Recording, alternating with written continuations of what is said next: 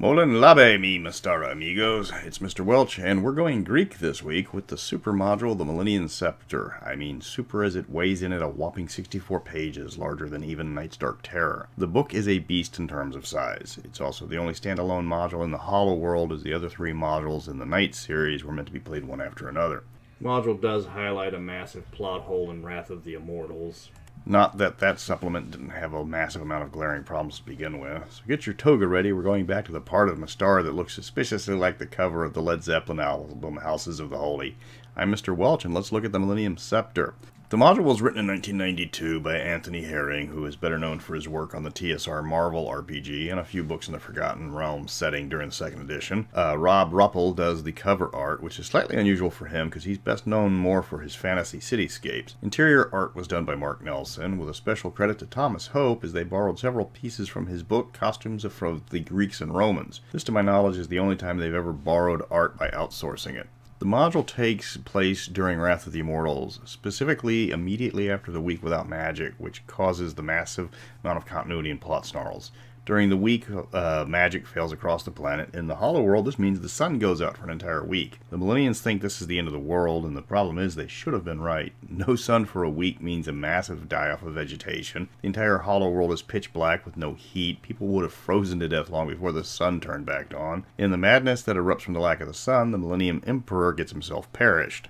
Okay, let's go back for a second on the problems caused in the Hollow World by Wrath of the Immortals. The book says all magic stops working, but the floating continents still stay up. The red sun is actually a portal to the plane of fire, so it makes sense that it would close, but again you take away the heat that it's generating. Then you have the problem with all the immortal magic present in the Hollow World that would have been stopped. The Black Lore elves are largely dependent on the immortal magics that are disguised as cybernetics to keep them alive. They're going to be in a bad spot if, say, their cybernetic heart stops working. The burrowers, which are put in stasis by the immortals so they wouldn't eat the Hollow World, are no longer in stasis now and should have munched everybody inside of that week. The week without magic is terrifying for the above ground people, but for the Hollow World it should have been an apocalypse. Back to the module. The new Emperor, Karakanamos, is an evil worshipper of an evil entropic immortal, and he's pretty openly about worshipping an evil immortal. Turns out his temple is claiming credit for the sun blinking out and threatening to do it again unless he's chosen as emperor. When the party arrives, the Millennians have done just that. He rules by fear alone, and that much is made clear in the opening section as the party arrives. There's a few short encounters which show how much the citizens hate their new leader, but also how much they're terrified of him as well.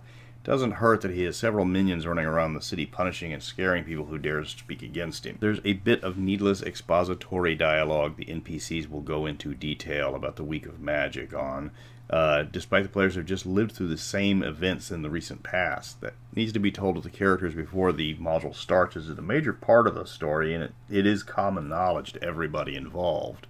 The basics of the module is a MacGuffin hunt, going after the eponymous scepter to restore the dead emperor to life. There's a couple of encounters that will set you on the path to the quest giver. Either one will get you there. And there's a rather unique fight as you have to fight off the emperor's troops while you're naked in a bathhouse. It's ancient Greece, after all. There's going to be a naked bathhouse. One thing that is extremely useful in the module is everyone you meet ties into the module later. The rat catcher you save early on can sneak you into the Acropolis through the sewers. The Griffin Rider you do a solid for early returns the favor when the party is in a rush. Interconnectivity is a theme of the module, but it does it well. There's actually a chance that the party might skip ahead of the suggested path by helping one NPC out immediately, but the module expects that. The module avoids being a railroad by letting the party handle the events largely in the order they want. Actually, if the party decides to deal with one of the initial encounters all the way through it first, they can skip almost all of the module because it makes the middle chapters superfluous. The module does have a distinctive Greek epic feel to it. There are prophecies and destinies that are talked about by numerous characters. Be sure to write down all the clues because you're going to need them. Some of them are required to get past certain parts of the module. Others make your job a whole lot easier if you can figure out their meaning later on. Now the module has a lot of shortcuts and alternate paths to victory. Accidentally discover the scepter without knowing what it truly is in Chapter 2, then you can skip the next 4 chapters and head right into trying to restore the dead emperor. Defeat the big bad as he's trying to stop the resurrection? Congratulations, you win. Ignore the next chapter. Did you lose the big bad in Chapter 7? You get one more chance to win in Chapter 8. It's actually hard to lose this module, sort of a TPK. The current emperor is despised by his own people, and his claim to power is tenuous. If you can kill him in combat or chase him from power, you can start a riot, you can humiliate him during the games. There's a lot of ways to defeat this guy. While the module has an enormous page count, chances are the party won't encounter all of them. In fact, fewer encounters the party faces, the better they're doing. Some of them can be avoided by sheer luck, others by brute strength. You can even fail to restore the previous Emperor and still win by deposing or killing the new one. If you're running the module, don't punish your players for getting smart or lucky. Actually reward them for avoiding needless encounters in the course of the adventure. If you want to run the games at the end, no matter what the result of the battle in the previous section, the Big Bad's lieutenant is an extremely capable warrior on her own and can stand in for the Big Bad for that fight. It was obvious that she was meant for future adventures, but as the Hollow World line ended with this book, nothing ever became of it. The size of the module is misleading because the length of the module is dependent entirely on the players. If they need the Oracle, they're going to be playing most of the module, but if they figure out the location of the Scepter on their own, they can ignore that part of the module. The story is linear, but the players can take numerous paths to get there, and with multiple possible endings, the module is almost always a choose-your-own adventure in how the party can play it. It's not a sandbox because you have to go to specific locations, but avoids being a railroad because you can take several paths to get to the end. What it is a very well-designed adventure. Getting the module is rather simple. It was never in any demand, and the fact you can still buy it in shrink wrap for about 20 bucks reflects that.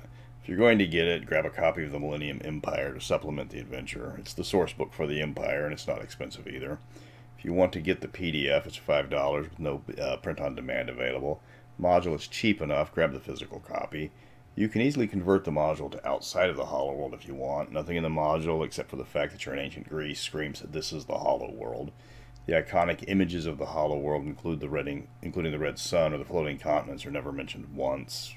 Or for that matter, any of the dinosaurs that are all over the Hollow World. Now that wraps up the Millennian Scepter. It's a well-written module, no matter how you cut it. It doesn't force the players to go and defeat every encounter, similar in style to Earthshaker, where if you beat the bad guy in the penultimate chapter, the module is over and you win. Sure, you miss out on some of the Olympic Games in the last chapter, but if the DM is nice enough, he can hold the games in your honor to make up for that. The adventure might be simple in nature, get the MacGuffin to the expert and defend him from the villain, but the option the parties have to get there is impressive. Now, there's only 3 modules left in all of Mystara that I haven't covered, and I'm not going to go to the solo modules because they're very difficult to review because of the way you're supposed to play them. They're almost adventure books in their own right, and I'm not spoiling books that are meant for one person. Next week, I'll cover all the modules in the Night series, a series of interconnected Hollow World modules that were the first modules in the setting. Actually, they're kind of almost the only modules in the setting, except for this one. Then after that, I'm going to take a break from covering modules, as I'm going to talk about the 10 worst modules in the setting to recap. But because I've been doing this for well over a year, and going on almost 2 years now, and there's not a lot of stuff left. There's the Night series of modules, which I'll be reviewing next week. Then I've got the 3 Hollow World books, and then there's the 2 Savage Coast PDFs, which were released free of charge, which you can get over at the Vaults of Pandios, which apparently were created by TSR, but then they killed the line, so the authors released them for free, and you can still get them. So then we go into speculative stuff, or how to improve on the setting. If you've got any suggestions on what you want to hear after I've talked about every single book, let me know in the comments. So until next time, if you want my Mystara collection, come and get it.